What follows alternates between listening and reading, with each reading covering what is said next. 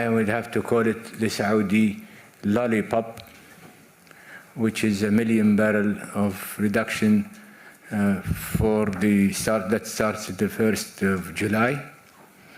And that million is also extendable.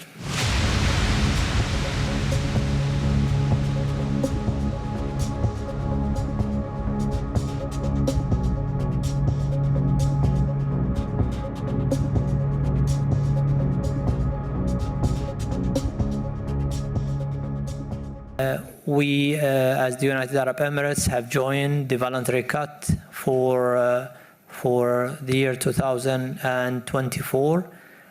We thank the Kingdom of Saudi Arabia for the extra bonus or the extra voluntary cut that they have showed this year, that showed you how important the market stability and how important bringing back investments into the sector, this important sector.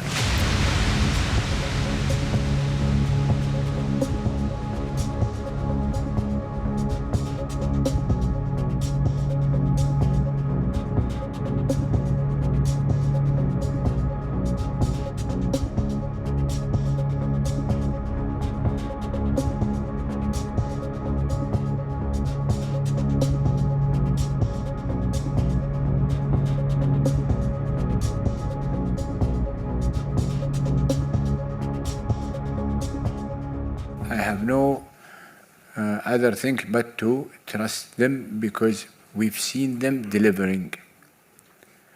And look at their performance over the last 3 years, and you will see that they have discharged their commitment.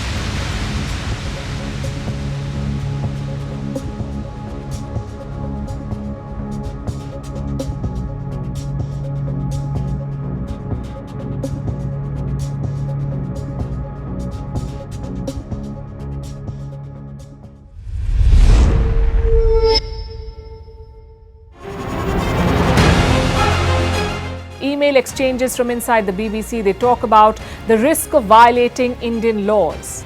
It's easier to rake up the freedom of speech debate, but does it give anyone a free pass to knowingly violate the law?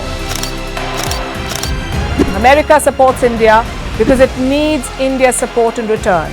And India is working with the US because it suits India's interests. This is how geopolitics works. Last night, he diffused a crisis with his defense minister. But today, Netanyahu was confronted with a new problem. His cabinet seems to have rebelled against him. The UK is looking at the Indian subcontinent to fill its coffers. That India seems to be negotiating from a position of power, like a partner and not a former colony.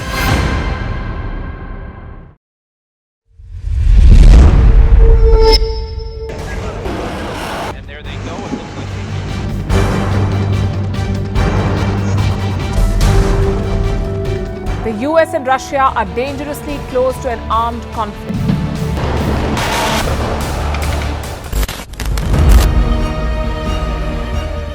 This year, 2023, New Delhi will be the capital of global diplomacy. For a country as diverse as ours, with 88% of the population illiterate, it was a very big deal to write a constitution, and that too, the world's largest. Meanwhile, if we may, here's a Republic Day gift from India for the BBC. A list of suggestions for the BBC for their upcoming documentaries. Number 1, the Kohinoor and the colonial loot. Number 2, an outdated monarchy and unhealthy obsession with the royals. Number 3, racism in 2023. We're waiting.